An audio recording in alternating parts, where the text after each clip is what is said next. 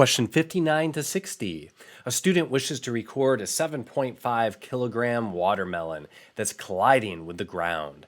Calculate how far the watermelon must fall freely from rest so it's traveling at 29 meters per second the instant it hits the ground. So we have a lot of information here. Let's take a look and write down this list.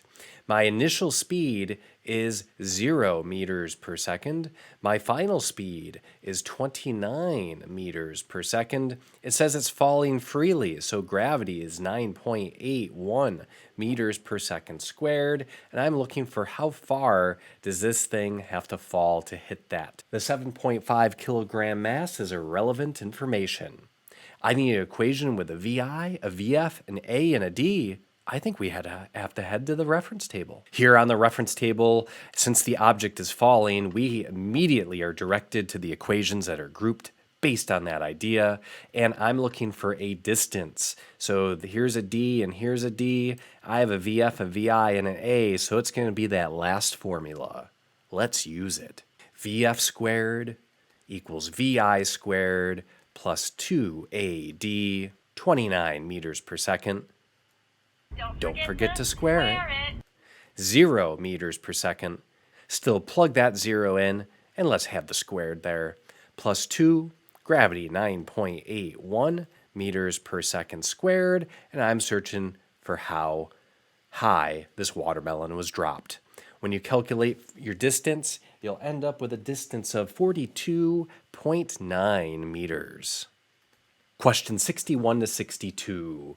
As represented in the diagram below, block A has a mass of 100 grams and it slides to the right at 4 meters per second. And it hits a stationary block B with a mass of 150 grams. After the collision, block B slides to the right and block A rebounds to the left at 1.5 meters per second. We're going to neglect friction. We want to calculate the speed of block B after the collision. Since we have some collisions going on, I think we need to go to our reference table.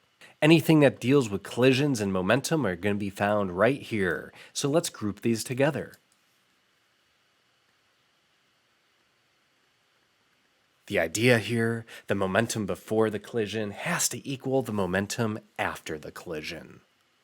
And since we're talking about momentum, that's mass times velocity. So let's start that idea. The momentum before has to equal the momentum after. And looking at the picture here with block A slides to the right at 4 meters per second. So before the collision, we're going to have mass times velocity of block A, plus we're going to have the mass times the velocity of block B. After the collision, we're going to have a mass times the velocity of block A, because notice on the picture, the blocks do not stick together, they're separate. So we have to keep each piece of them separately from A and B. So before the collision, block A has a mass of 100 grams. We aren't going to fall into that trick. That's 0.1 kilograms. Nice try. The velocity heading to the right is 4 meters per second. Block B has a mass of 0.15 kilograms. And it has a velocity of 0 meters per second. After the collision, block A hasn't gained or lost any mass, so it's still 0.1 kilograms. But now it's moving to the left, so my velocity is negative 1.5 meters per second. And block B is still 0.15 kilograms. And it's moving with some speed that we need to find. This whole piece on the left-hand side ends up being 0.4. On the right-hand side, you end up with negative 0.15 plus 0.15 VB. We're going to add 0.15 to both sides. This gives you 0.15 VB is equal to 0.55. We divide each side by 0.15. So the velocity for block B after this collision ends up being 3.67 meters per second. That was fun. Question 63 to 65. A 1.2 times 10 to the 3 kilogram car is traveling east at 25 meters per second. The brakes are applied, and the car is brought to rest in 5 seconds. Calculate the magnitude of the total impulse applied to the car, bringing it to rest.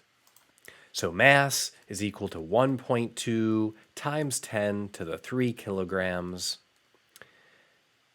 The velocity is 25 meters per second.